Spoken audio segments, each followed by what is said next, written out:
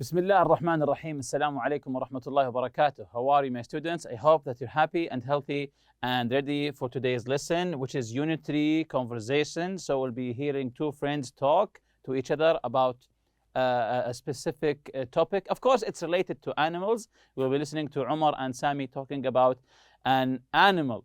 Because if you remember this theme's unit, this unit's theme is animals. So before we do that, let's revise what we previously took in the grammar lesson, the passive. If you remember the passive modals here, passive modals, structure, modal, be, and the past participle, like will be released, may be cancelled, parrots can be trained, and so on. So this is how we change them from active to passive. Then we took the passive with reporting verbs, to report if you want to say what someone else said or thought.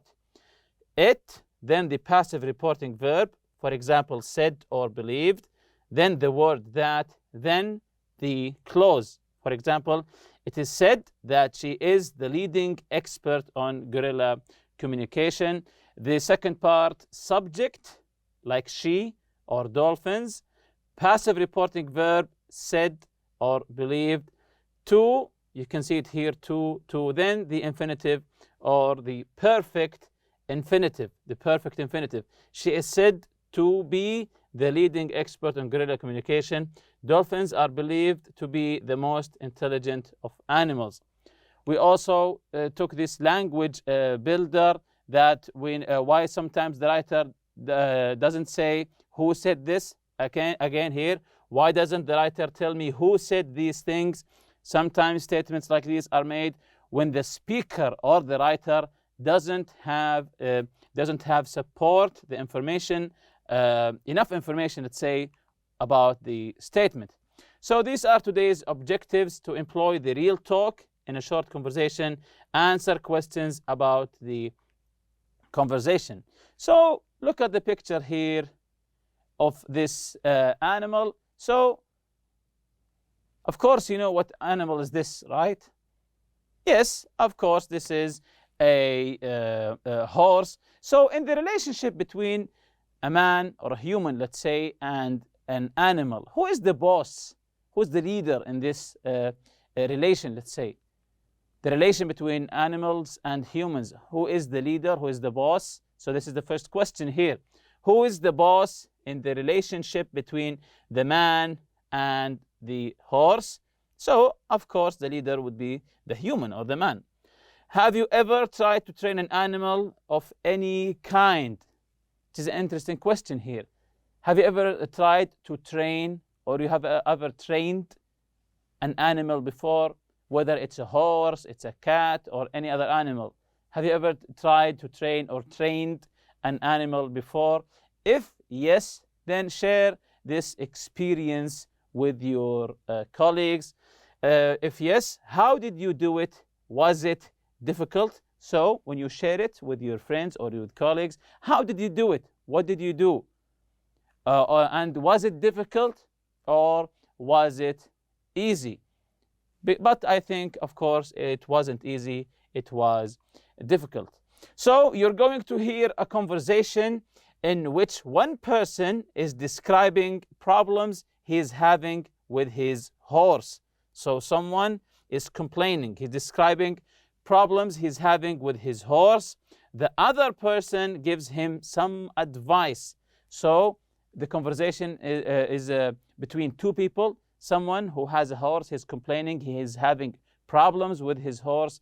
And the other person is giving him advice on how to solve these problems. So now listen with your book closed. So listen with your books closed. So close your books and just listen to the conversation. We'll be listening to it again and be reading along. But now just close your books and just listen here to the conversation between Sami and Umar. And of course, it's about a horse. Let's listen. Sami, I'm interested in speaking to someone about horse training. A friend of mine suggested I come here. Umar, what kind of problems are you having with your horse? Sammy, he's a beautiful, strong, and affectionate horse, but he's driving me crazy. He won't follow instructions. He will gallop instead of cantering. He won't turn when I need him to. And if he spots a patch of grass, he'll head straight for it and ignore me completely. Umar, I gather you have a young stallion.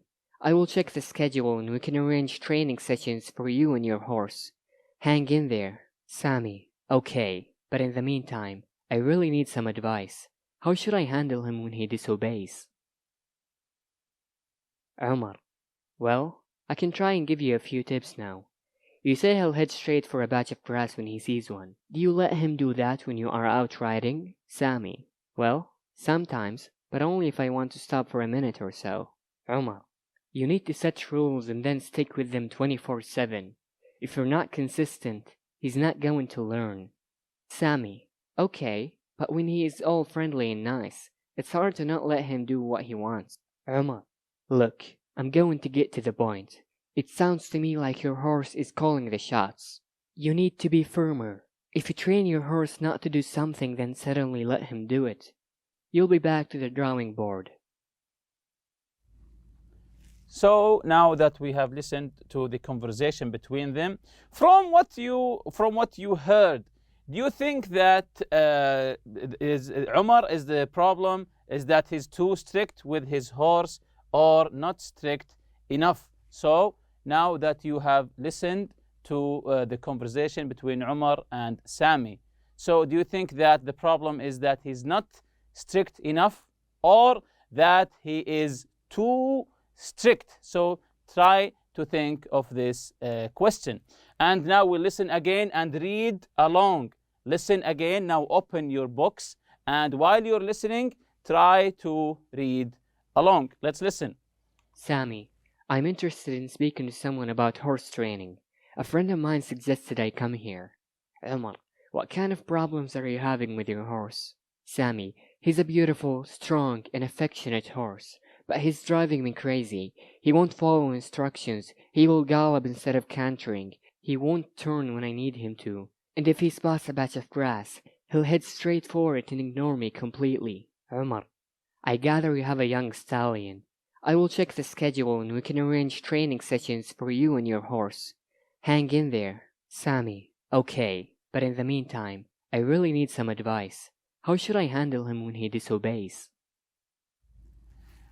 So now you see in this part of the conversation, Umar is advising Sami what kind of problems you're having with your horse. He said in the beginning, he said he's a beautiful, strong, and affectionate horse, but he's driving me crazy. He's driving me crazy. He won't follow my instructions. He won't obey me. He's always disobeying me. He will gallop. Gallop means that when the horses run really fast, this is galloping instead of cantering. He won't turn when I need him to. When he wants him to turn, the horse won't turn. And if he spots a patch of grass, he'll head straight for it and ignore me completely. And when the horse sees a patch of grass, he will ignore Sami and go straight for the grass. Umar said, I gather you have a young stallion. So he said that the horse is still young. I will check the schedule and we can arrange training session for you and your horse. Hang in there. Try to figure out the meaning of hang in there because we'll see it later. Sami, okay, but in the meantime, I really need some advice. I really need some advice. So he's asking for help. How should I handle him when he disobeys? So when he, the horse of course, disobeys me, what do I do? How do I handle him? So let's continue the conversation here. Umar, well, I can try and give you a few tips now. You say he'll head straight for a patch of grass when he sees one. Do you let him do that when you are out riding? Sami, well, sometimes, but only if I want to stop for a minute or so. Umar, you need to set rules and then stick with them 24/7. If you're not consistent, he's not going to learn. Sami, okay, but when he is all friendly and nice, it's hard to not let him do what he wants. Umar, look, I'm going to get to the point. It sounds to me like your horse is calling the shots. You need to be firmer. If you train your horse not to do something, then suddenly let him do it, you'll be back to the drawing board. So here in the second part of the conversation, Umar is saying, well, I can try to give you a few tips if you want. He'll say, would you head straight for a patch of grass? You say he'll head straight for a patch of grass when he sees one. Do you let him do that when you're out riding? When you're out in the wild riding, do you let him go to eat a patch of grass or not? So what did he say here? Well, sometimes, but if I want to stop for a minute or so. That's when Umar, you think that Umar is getting really mad here. You need to set rules and then stick with them 24/7. So he's saying you don't have rules. You have to set rules, then stick with them. If you're not consistent doing things all the time, he's not going to learn. If you're not consistent with your horse, because one time you're saying to him it's not allowed to eat grass, and the other time you say it's allowed, this is not consistent. If you're not consistent with him, he will not obey you. Sami said, okay, but when he is all friendly and nice, it's hard not to let him do what he wants. So Sami here is being affectionate, emotional. He said, when he is all nice and friendly, I have to obey him. I want him to do what he wants. Then you can look at the tone here. Umar said, look. Then here you see Umar is being serious. Look, I'm going to get to the point. I'm going straight to the point. It sounds to me like your horse is calling the shots. Your horse is leading you, not the other way around. You need to be firmer. You have to be strict. Firm is strict. If you train your horse not to do one thing, not to do something, then suddenly let him do it, you will be back to the drawing board. When you tell your horse you can't do that, then later you let him do it. So you're going back to square one, going back to the drawing board. So this is the real talk here. Hang in there. Don't give up. When you say to someone, it's okay, hang in there, it means don't give up. Continue what you are doing. 24/7, all day and night, non-stop, 24 hours a day, 7 days a week. So 24, this is referring to the hours of the day, 7 to the days of the week, all day and night, non-stop, meaning 24 hours a day, each day in a week, 7 days a week. Get to the point. Be direct. Get to the point. When someone wants to tell you something and he began talking long things, he doesn't get to the point, you say to him, please get to the point. Be direct with me. So get to the point, to be direct. Calling the shots, when he said to him, it sounds like your horse is calling the shots. He is in charge. So someone who is calling the shots, he is in charge and making the decisions.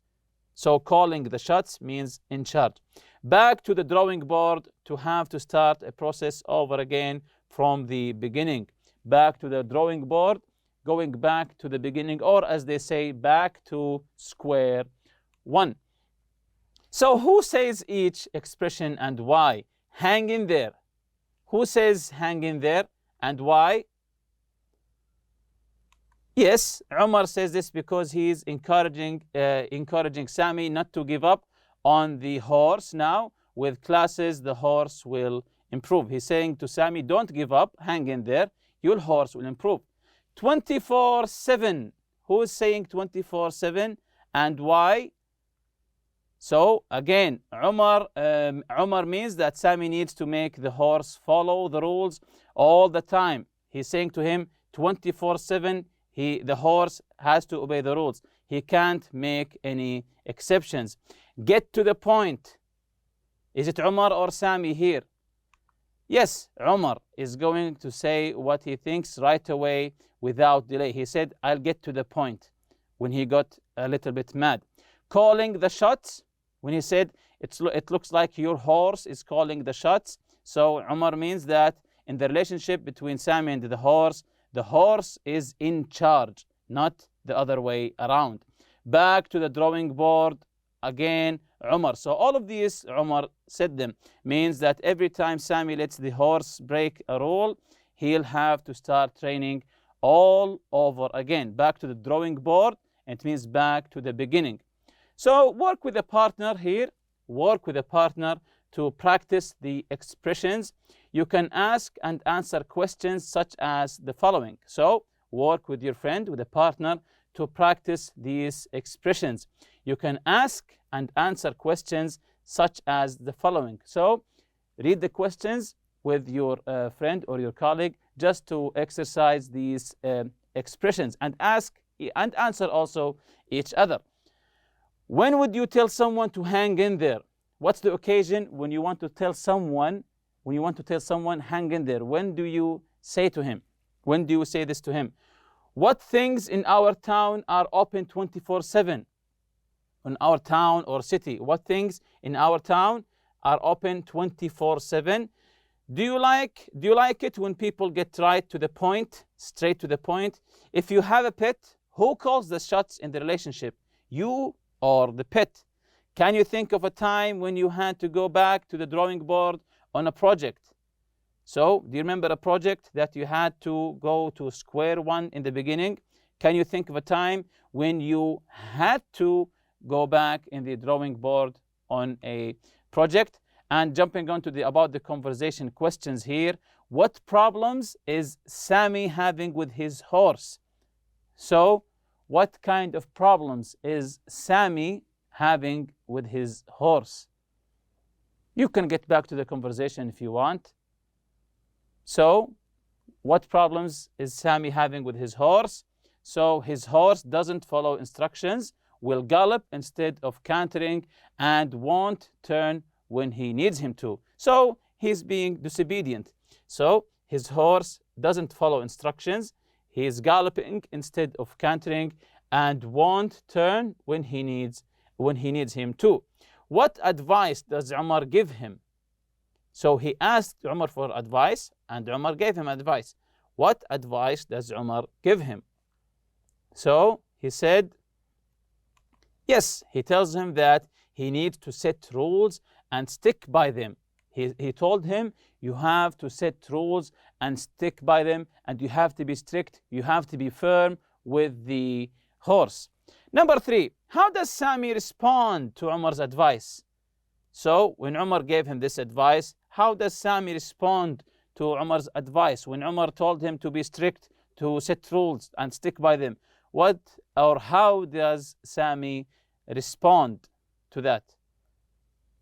So the answer is, Sammy says it is hard not to let his horse have his way.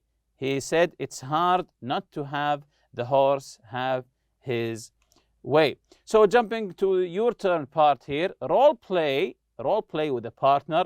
Tell your partner about a problem you're having in school or in your personal life. Describe the situation and ask for advice. So role play with your partner. Ask him for advice. Tell him a problem you're having maybe at school or personal problem in your house, and ask your partner or friend or colleague for advice. So here's in the chart, you can see asking for advice and giving advice. If you want to ask for advice, you say, what do you suggest I do about it? Or you can say, what do I do about it? What do you suggest I do about? Then you can say your problem, or you can say it. Could you advise me on the problem I'm having? I really need some advice on the problem I'm having. How should I handle it when? Then you can tell your problem. How should I handle it when I'm having a specific problem? This is here what you say when you are asking for advice. Giving the advice here, I advise you to, or you can say I strongly advise you to. You can say I advise you to, or you can add an adverb here, I strongly advise you to do this or do that. If I were you, if I were in your shoes, if I were in your place, I would do this and that. So this is some kind of giving advice. If I were you, I would not speak to him, for example. If I were you, I would go to apologize. It would be a good idea to, or you can say it would be good to apologize to him. It would be a good idea to apologize to your friend, for example. It's not a good idea to not apologize, for example. It's not a good idea to, or you can say it's not good to. So a and idea are optional. So which phrases are used in the conversation here from asking and giving advice? Which phrases are used? Yes, very good. Sami says, I really need some advice. How should I handle it when? He said, I really need some advice. Could you advise me? I really need some advice on. So he said, I really need some advice. How should I handle it when? So this is the asking for advice used in the conversation. And with that, we reach the end of this lesson. See you next lesson, inshallah. Subhanakallahumma bihamdik. Ashhadu an la ilaha illa anta astaghfiruka wa atubu ilayk. Assalamu alaikum.